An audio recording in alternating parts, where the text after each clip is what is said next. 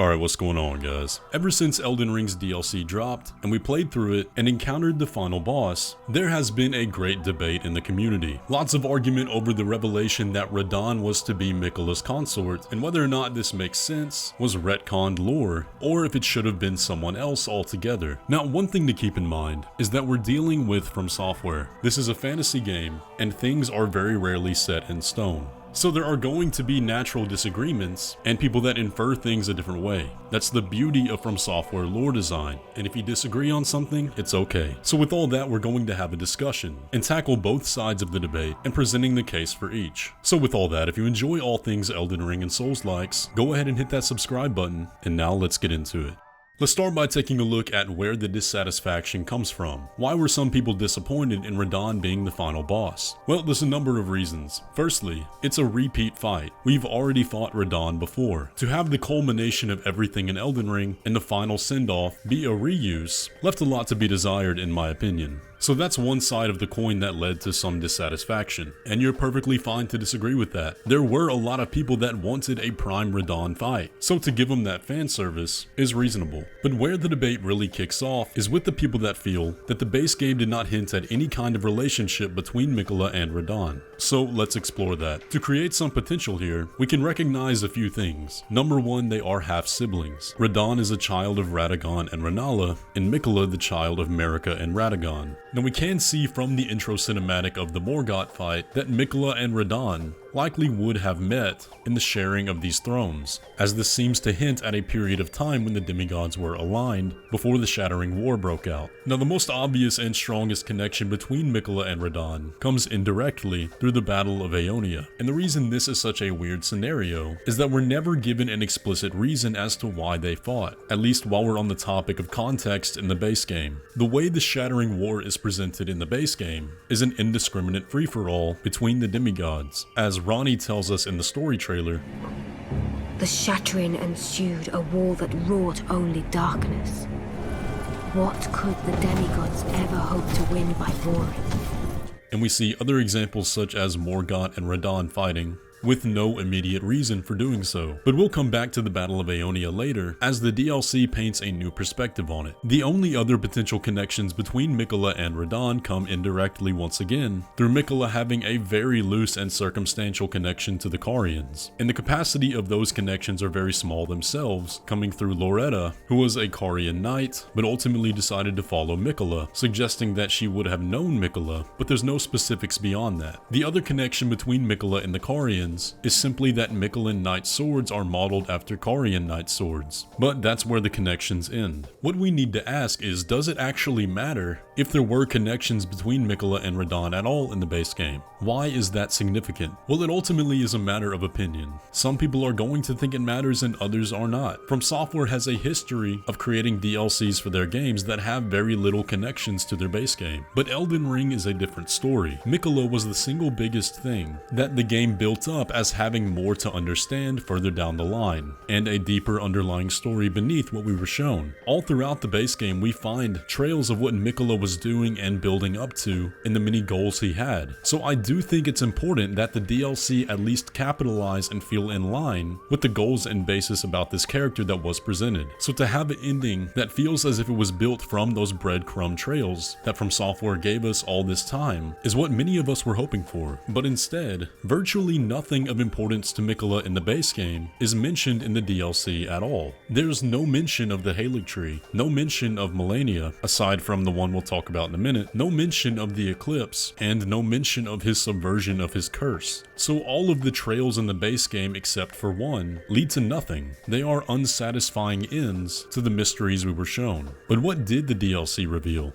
After completing the DLC, we have the information about what Miquella's ultimate goal was, an age of compassion. Although we don't get the details on what that age was, what the DLC repeatedly tries to hammer home is that Miquella wanted Radahn to be his consort, though we have no reason at all as to why that was. The only thing it tells us is that there was an old vow made. We don't hear that vow. We don't know why the vow was made, we just know that it was. And one stipulation of that vow was that Radahn would hopefully be Miquella's Miquella's consort. The remembrance states, in their childhood, Miquella saw in Radahn a lord. His strength and his kindness that stood in stark contrast with their afflicted selves, and so Miquella made his heartfelt wish that Radahn would one day be his king consort. Now you may be thinking, well, that explains it, that's case closed. What's the issue there? That's the explanation you were looking for. Well, the whole thing just feels incongruent with Miquella's character up until this point, and let's look at the means by which Miquella upheld this vow. So the other revelation that the DLC gives us is that during the Battle of Aeonia, before Malenia bloomed, she whispered in Radahn's ear, "Miquella awaits thee, O promised consort." So what this tells us is that Miquella's way of upholding the vow was to kill him, to have his sister beat him into submission to the point where he completely lost his mind, becoming nothing but a corrupted husk, bent entirely on battle. And in that same vein, if Miquella's goal all along was to retrieve Radahn's soul, he failed at it because Malenia never killed him. And the same is true for Mohg. If his plan was always to put Radahn's soul in Mohg's body, then where are his countermeasures? Was it always his plan for us to finish off Radahn as well as Mohg, or did that just happen to happen? Regardless, we have to accept now that our intervention was part of Miquella's plan. Because if Radahn was ultimately accepting of Miquella's vow and promise, then what was the point of the Battle of Aeonia?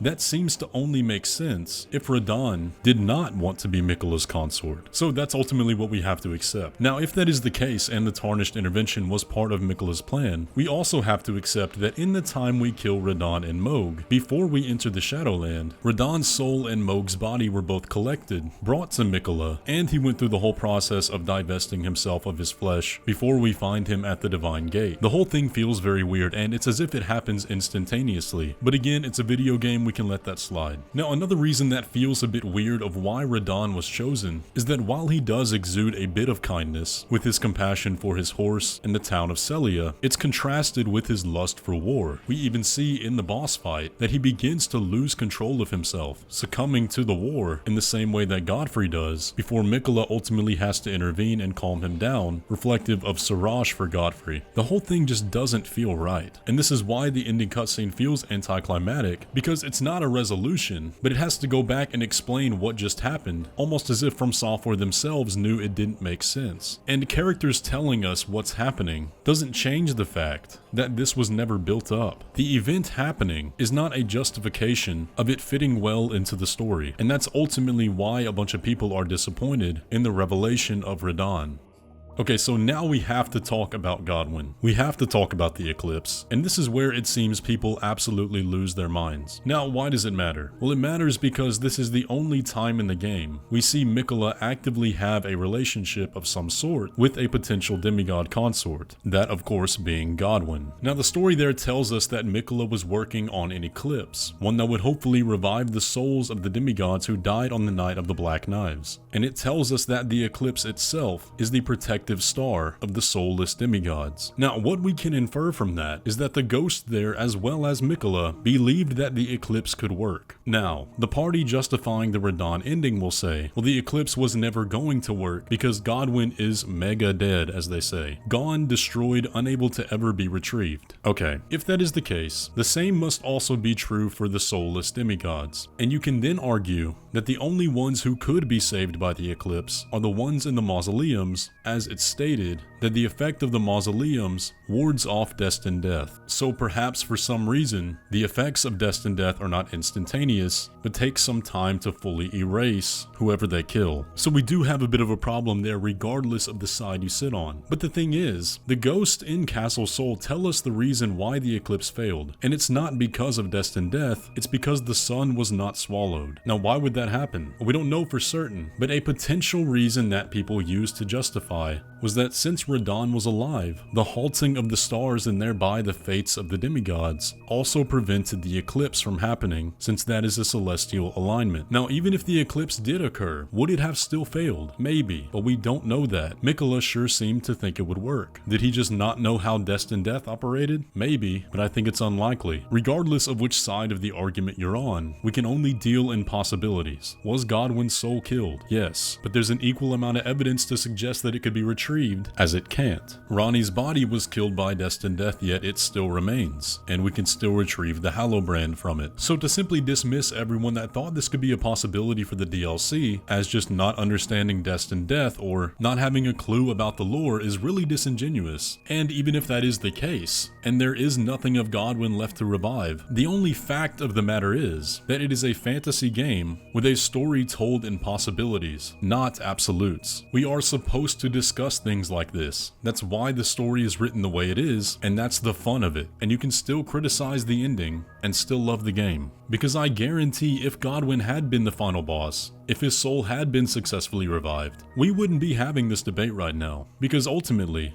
Godwyn fit the bill of all the aspects Miquella was looking for. He was a war champion. He was the reason compassion was taken on the dragons. So to completely dismiss everyone that wanted that possibility is very unfair. Now, if you enjoy the Radahn ending, that's perfectly fine, and congratulations, you then have a good resolution. If you were not satisfied with the ending, and you think the lore was retconned or doesn't make sense, that's perfectly fine as well. We're never going to know if Godwyn's soul could or could not be revived. Until it's confirmed or unconfirmed by the developers, it's a perfectly valid theory. And I don't know what's happened to the FromSoftware community over the last few years. It didn't used to be this way where you couldn't have multiple ideas. I remember when Solaire being the Karthus sandworm was a fun theory, and that was the end of it. Or that the furtive pygmy was Manus. You can find plenty of evidence for and against those, but that doesn't mean you must either hold or deny them in order to participate in the lore discussion. The whole point of this is to have fun, and disagreements are a natural part of that. The beauty of it is that it's not spelled out, so let's all try to remember that.